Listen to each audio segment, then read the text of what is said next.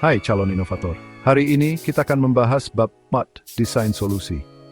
Di akhir video ini, kalian akan paham tentang cara mendesain solusi berbasis teknologi, menerapkan design thinking, dan menggunakan alat seperti peta pikiran dan software desain digital. Oke, mari kita mulai dengan proses desain solusi. Disinilah teknologi bertemu dengan kebutuhan pengguna. Kita menggunakan design thinking karena pendekatan ini berfokus pada pengalaman manusia. Pendekatan ini membantu kita memahami tantangan pengguna, menghasilkan ide-ide kreatif, dan menguji solusi secara berulang. Ini bukan hanya tentang menjadi inovatif, ini tentang menjadi relevan dan praktis untuk pengguna di dunia nyata. Sekarang mari kita bahas pendekatan design thinking. Ini adalah metode iteratif yang berfokus pada pengguna sebagai inti dari inovasi.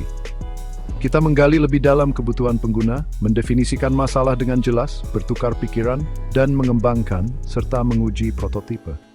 Setiap langkah sangat penting untuk menciptakan solusi yang benar-benar sesuai dengan konteks dan kebutuhan pengguna yang terus berkembang. Pertama, ada tahap empati. Ini tentang memahami pengguna kalian melalui observasi, wawancara, dan survei. Teknik seperti persona pengguna dan peta perjalanan pengguna sangat membantu.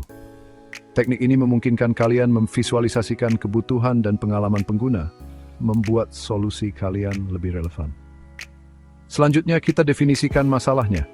Analisis data dari tahap empati menggunakan alat seperti pemetaan afinitas dan peta prioritas. Ini membantu kalian menyusun pernyataan masalah yang jelas, memandu langkah kalian selanjutnya dalam mengembangkan solusi. Lalu kita masuk ke tahap ideasi. Ini saatnya bertukar pikiran. Gunakan teknik seperti pertanyaan bagaimana mungkin kita dan pemetaan skenario. Tujuannya di sini adalah untuk menghasilkan sebanyak mungkin ide kreatif tanpa batasan. Setelah kalian memiliki ide, saatnya membuat prototipe. Buat model awal solusi kalian untuk menguji ide-ide kalian.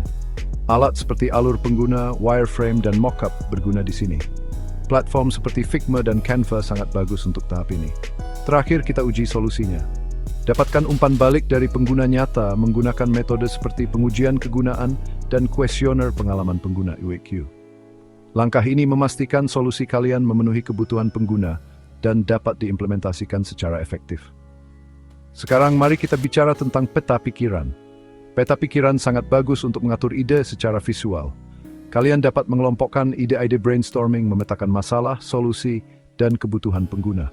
Mulailah dengan masalah utama di tengah, tambahkan cabang untuk solusi potensial, dan gunakan subkabang untuk detail.